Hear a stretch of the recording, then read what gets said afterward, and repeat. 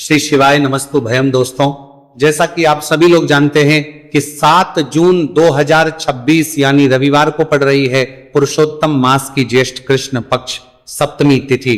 और दोस्तों, ये वह तिथि है जो पुरुषोत्तम मास में पड़ने वाली सबसे बड़ी तिथि है, क्योंकि ये रविवार के दिन पड़ रही है और इसका बहुत ही बड़ा और विशेष महत्व होता है। पूज्य गुरुजी ने कहा है कि अगर कभी भी मौका लग जाए और पुरुषोत्तम मास की सप्तमी तिथि रविवार को पड़ जाए तो आप लोगों को 7 चावल के दाने वाला उपाय तो अवश्य ही करना चाहिए। इन दोनों का संयोग बहुत कम आता है और इसी के साथ में गुरुजी ने अपनी शिव पुराण कथा में बताया है कि इस दिन आपको 7 चावल के दाने वाला उपाय तो आपको अवश्य ही करना चाहिए, क्योंकि ऐसा दिन पूरे साल में सिर्फ एक ही बार आता है। और दोस्तों, आप सभी लोग जानते हो कि रविवार सप्तमी तिथि का अगर सबसे बड़ा कोई उपाय है तो 7 चावल के दाने वाला उपाय है। तो इस रविवार सप्तमी तिथि के दिन आप लोगों को इस 7 चावल के दाने वाला उपाय को जरूर करना है। बहुत सारे लोग होंगे जिन लोगों ने इस उपाय को ना किया हो, मतलब पूरा महीना निकल गया, उन्होंने किसी भी दिन इस 7 चावल के दाने वाला उपाय को ना किया हो। पर दोस्तों, आपके पास एक आखिरी मौका बचा हुआ है जो कि 7 जून के दिन है। तो इस दिन आप लोगों को इस वाले उपाय को जरूर कर लेना है। भले ही आपने पूरे महीने भर इस उपाय को ना किया हो, पर अगर आपने इस पुरुषोत्तम मास के रविवार सप्तमी तिथि के दिन अगर इस वाले उपाय को कर लिया तो आपको इस उपाय को करने का वह फल मिलेगा जिसकी आपने कभी कल्पना भी नहीं करी होगी। इसीलिए आप लोग इस वाले उपाय को एक बार जरूर कर लेना है, ताकि आप लोगों के हाथ से यह मौका ना जा सके और आपको इस उपाय को करने का फल मिल सके। दोस्तों, यह उपाय पंडित जी ने अपनी अभी की ही श्री शिव महापुराण की कथा में बताया है, जिस उपाय को आज हम आपको बहुत अच्छे से समझाने वाले हैं। इस वीडियो को देखने के बाद इस उपाय को के लिए आपको कोई और वीडियो को देखने की जरूरत नहीं पड़ेगी। तो चलिए दोस्तों, उपाय को शुरू करते हैं। देखिए, यह इस पुरुषोत्तम मास के रविवार सप्तमी तिथि के दिन यह इतना खास होता है, इतना महत्वपूर्ण होता है। देखा गया है कभी कभी बड़े बड़े पूजा पाठ अनुष्ठान से जो मनोकामना पूर्ण नहीं होते, वह पुरुषोत्तम मास के रविवार सप्तमी तिथि के दिन एक छोटे से उपाय करने से ही आपकी मनोकामना हो जाती है। और बहुत सारे लोगों ने इस उपाय को किया भी है और उनको इस उपाय को करने का फल भी जरूर मिला है। अगर आप लोग भी इस उपाय को करना चाहते हैं तो आप इस उपाय को पहले अच्छे से समझ लेना, सुन लेना, उसके बाद करना। आपको इस उपाय का फल जरूर मिलेगा। और इस उपाय को कर लेने से आपके घर में चाहे किसी भी प्रकार की दोहक और समस्या क्यों ना चल रही हो, आपको उसका कारण भी नहीं पता है कि भाई ये समस्या किस कारण से चल रही है। कुछ भी कारण हो सकता है, जैसे पितृदोष हो सकता है या किसी भी तरह का मंगल दोष भी हो सकता है। तो इस दिन आप लोगों को यह वाला उपाय कर लेना है। ये एक ऐसा उपाय है जिस उपाय को अगर किसी विशेष दिन पर किया जाए तो भाई उस विशेष दिन का जो है वह तो हमें मिलता ही मिलता है, पर हमने उस दिन पर इस उपाय को किया है तो हमें उससे भी बड़ा फल मिलता है और फल बहुत जल्दी मिलता है, क्योंकि आप इस उपाय को बहुत ही बड़े और विशेष दिन पर कर रहे हो। तो अब उपाय के बारे में बात करते हैं, लेकिन उससे पहले आप लोगों को यह जानना आवश्यक है कि आखिर यह उपाय किस समय करना है, किसको करना है और कैसे करना है। तो चलिए हम आगे आपको वीडियो में एक एक करके बता देते हैं। लेकिन उससे पहले अगर आप लोग हमारे चैनल पर पहली बार आए हैं या फिर मेरी आवाज आज पहली बार सुन रहे हैं तो हमारे चैनल को सब्सक्राइब जरूर कर लेना और इस वीडियो को लाइक करके कमेंट बॉक्स में श्री शिवाय नमस्तु भयम ओम नमः शिवाय जरूर टाइप कर दें। तो दोस्तों, इस 7 चावल के दाने वाला उपाय को हमें इस रविवार सप्तमी तिथि के दिन कैसे करना है, किसको करना है, किस समय करना है और कहां पर करना है, ये सारे सवालों के जवाब आपको इस वीडियो में मिल जाएंगे। और जो ये वीडियो देखेगा भाई, उसको 7 चावल के दाने वाला उपाय जरूर करना चाहिए, क्योंकि इस दिन एक चावल के दाने का भी बहुत ही बड़ा और विशेष महत्व होता है। और जब बात आ जाए 7 चावल के दाने वाला उपाय की, तो ये सोने पर सुहागा वाली बात हो जाती है और ये एक बहुत ही बड़ा उपाय हो जाता है इस रविवार सप्तमी तिथि का। तो अब दोस्तों, इस 7 चावल के दाने वाला उपाय को आखिर करना किसको है, सबसे पहले हम लोग वह बात जान लेते हैं। तो देखो, घर की जो बड़ी माताएं बहनें होती हैं, उन माताओं बहनों में से कोई भी एक बड़ी माता बहन इस वाले उपाय को कर सकती हैं। और दोस्तों, अगर आप चाहें तो अपने घर में से सभी सदस्यों को भी इस उपाय को करवा सकते हैं। अगर किसी व्यक्ति की खुद की कोई मनोकामना है, खुद की कोई दुख और परेशानी है जो कि वो अपने लिए ही करना चाहता है, इस वाले उपाय को तो वो खुद अपने लिए भी कर सकता है।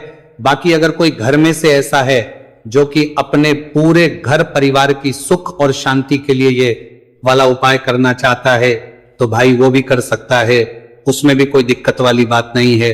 कहने का मतलब ये है कि इस उपाय को हर एक सदस्य भी कर सकता है और पूरे घर परिवार के लिए घर की बड़ी माताओं बहनों में से कोई एक माता बहन भी कर सकती है। माताएं बहनें अगर घर में उपस्थित ना हो या वह यह वाला उपाय ना कर पा रही हो तो फिर घर का कोई बड़ा सदस्य भी इस 7 चावल के दाने वाला उपाय को कर सकता है, चाहे फिर वह पुरुष ही क्यों ना हो, उसमें कोई भी दिक्कत वाली बात नहीं है। अब दोस्तों जो अगला प्रश्न निकल कर आता है वो ये आता है इस उपाय को लेकर के, आखिर इस उपाय को हमें किस समय करना है, सुबह के समय करना है कि शाम के समय करना है। तो देखो इस वाले उपाय को आप लोग सुबह के समय भी कर सकते हो और शाम के समय प्रदोष काल में भी कर सकते हो। अब अगर आप पूछो कि भाई सबसे उत्तम समय कौन सा रहेगा इस 7 चावल के दाने वाला उपाय को करने का, तो हम आपसे बस यही कहेंगे कि इस उपाय को आप सुबह के समय करेंगे तो ज्यादा बेहतर होगा। बाकी अगर प्रदोष काल शाम के समय भी करेंगे तो भी अच्छा होगा, उसमें कोई भी दिक्कत बात नहीं है। तो अब दोस्तों जो अगली सबसे बड़ी और महत्वपूर्ण बात आती है वो ये आती है कि सुबह अगर हम उपाय को करेंगे तो हमें कितने बजे से लेकर कितने बजे तक के बीच में करना है, और शाम के समय प्रदोष काल में करेंगे तो हमें कितने बजे से लेकर कितने बजे के बीच में करना है। तो देखो सुबह जितनी जल्दी हो सके आप उपाय को करने की कोशिश करना। बाकी अगर किसी कारणवश लेट भी हो जाओ, थोड़ी देर भी हो जाए, तो 10 या 11 बजे तक भी आप उपाय कर लेना, पर 12 बजे से ज्यादा देरी ना हो, ठीक है, इस बात का ध्यान रखना। उसके बाद में दोस्तों अगर शाम के समय प्रदोष काल की बात करें, प्रदोष काल का जो समय है होता है वो शाम के 6 बजे से शुरू हो जाता है। मतलब शाम के 6 बजे से लेकर 7 बजे के बीच का जो समय होता है ये समय प्रदोष काल का समय होता है। तो आप इस उपाय को 7 या 8 बजे के बीच में भी कर सकते हो। मतलब शाम के 6 बजे से रात 8 बजे के बीच में आप कभी भी इस वाले उपाय को कर सकते हो, उसमें कोई भी दिक्कत वाली बात नहीं है। देखिए दोस्तों एक एक करते हुए हम उपायों को समझेंगे। सबसे पहला उपाय बहुत ही आसान सा उपाय है। देखो यदि आपको ऐसा लगता है कि बाबा आपकी सुन ही नहीं रहे हैं, बाबा आपकी मनोकामना परिपूर्ण कर ही नहीं रहे हैं, आपने कई उपाय कर लिए, आपने इच्छाएं महादेव के सामने रख दी, लेकिन आपकी मनोरथ जो है वो परिपूर्ण हो ही नहीं रही है, और आप चाहते हैं कि वो मनोरथ जो आप कई दिनों से बाबा से मांग रहे हैं वो परिपूर्ण हो जाए, तो आपके जीवन के दुहक तकलीफ है ये सब दूर हो जाए। देखिए हो सकता है आपके घर में कोई कोर्ट केस चल रहा है या आपके घर में बहुत ज्यादा लड़ाई झगड़े चलते हैं, तो आपके घर में अगर शांति नहीं है, आपके घर में धन की कमी है, धन की वजह से आपके घर में बहुत ज्यादा लड़ाई झगड़े चल रहे हैं, तो आपकी तकलीफ दूर होने वाली है। स्वयं नंदी जी वाला यह विशेष उपाय है। नंदी जी के कान में कुछ बोलना है, नंदी जी के कान में इस प्रकार से बोलना है और आपकी मनोकामना परिपूर्ण हो जाएगी। देखो क्या क्या चीजें को लेनी है, पहले ये समझ लीजिए। आपको लेना होगा एक बेलपत्र। बेलपत्र 3 पत्ती होनी चाहिए, कहीं से भी खंडित नहीं होना चाहिए, ठीक है। बेलपत्र के साथ में आपको लेना है पीला चंदन, मात्र एक बूंद छोटी सी टिक्की आपको लगानी है बेलपत्र में। इसीलिए थोड़ा सा ही पीला चंदन आपको लेना है और इस पीले चंदन के अंदर थोड़ा सा जल मिला देना है ताकि गीला हो जाएगा, पेस्ट के रूप में तैयार हो जाएगा। आ गई इतनी बात समझ में। अब आप क्या करना है, आपको साथ में लेना है 7 चावल के दाने। महादेव आप आपका साथ देने वाले हैं। इन 7 चावल के धनों से अब आपको क्या करना है, भगवान शिव के मंदिर में आपको जाना है। नंदी जी बैठे हैं, नंदी जी के पास में मतलब जो पैर उठा हुआ रहता है ना, नंदी जी का उस साइड आपको सीधे साइड आपको बैठना है। इस यहां पर जैसे ही बैठोगे यहां पर आपको बेलपत्र लेना है और बेलपत्र की जो ये बीच की जो डंडी है यहां पर आप मात्र पीले चंदन की एक बिंदी लगा देनी है। पीले चंदन की बिंदी लगा दी। अब ये जो ऊपर वाली जो पत्ती है यहां पर एक एक करते हुए 7 चावल आपको रखना है, ठीक है। 7 चावल आपने ऊपर वाली पत्ती पर रख दिए, या देखो एक प्लेट ले जाना, तो प्लेट के ऊपर आप बेलपत्र रख देना, फिर टिक्की लगा देना, फिर उसके बाद आप ये 7 चावल के दाने रख देना, ठीक है। अब आपको क्या करना है, जहां पर आप नंदी जी के वहां पर बैठे हो तो नंदी के कान में आपको आपकी जो भी इच्छा है, जो आप चाहते हैं कि महादेव परिपूर्ण करें, और नंदी जी के कहने पर महादेव आपकी मनोकामना निश्चित तौर पर परिपूर्ण करेंगे। तो आपको क्या करना है, नंदी जी को कान में आपको बोल देना है जो भी आपके दुहक तकलीफ है, जो भी आपके कष्ट है वो सब दूर हो जाए, ऐसी आपको कामना करना है। और नंदी जी के कानों में आपको बोल देना है, जो भी आप चीज बोलेंगे वो नंदी जी भगवान शिव से विनय करके बोलेंगे, और नंदी जी की बात भगवान शिव नहीं टालते हैं। और इसीलिए जो भी इच्छा है, आपकी जो भी कामना है, वो आपको विशेष बोलना है और उसके बाद आपको वहां से उठना है। ठीक है, नंदी जी को कान में मनोकामना बोल दी, फिर उठना, फिर उसके बाद भगवान शिव के वहां पर जाना, और ये जो बेलपत्र है, ये बेलपत्र चिकना वाला साइड जो है, और भगवान शिव के शिवलिंग के ऊपर इसे अर्पित कर देना है। अर्पित कैसे करोगे? जो बेलपत्र का जो चिकना वाला साइड है वो नीचे की साइड हो जाना चाहिए। अब से ही आप अर्पित करने जाओगे तो चावल के दाने तो गिर जाएंगे, यानी कि जैसे ही अर्पित करने जाओगे तो भगवान शिव के शिवलिंग के ऊपर चावल के दाने गिर जाएंगे, क्योंकि वह किसी से भी चिपके हुए नहीं है, तो कोई तकलीफ नहीं है। वो जैसे आप अर्पित करोगे, ना भले चावल के दाने भगवान शिव के शिवलिंग पर गिर जाए, वो कोई तकलीफ नहीं है। बस आपको ये जो बेलपत्र है ये आपको उल्टा अर्पित कर देना है, यानी कि जो पीला है भगवान शिव के शिवलिंग पर स्पर्श होना चाहिए और इस प्रकार से आपको अर्पित कर देना है। डंडी का जो हिस्सा है जलाधारी की तरफ हो जाना चाहिए। बस इतना सा प्यारा सा उपाय एक बार करके देखिए। निश्चित तौर पर महादेव आपकी जो भी मनोरथ है, जो बाबा से आप कई दिनों से मांग रहे हैं, वह निश्चित तौर पर परिपूर्ण हो जाएगी। आ गई इतनी बात समझ में? देखिए, अब हम बात करते हैं दूसरे उपाय की। देखिए, ये उपाय जीवन ऊर्जा का है, रविवार का दिन है और सप्तमी तिथि है।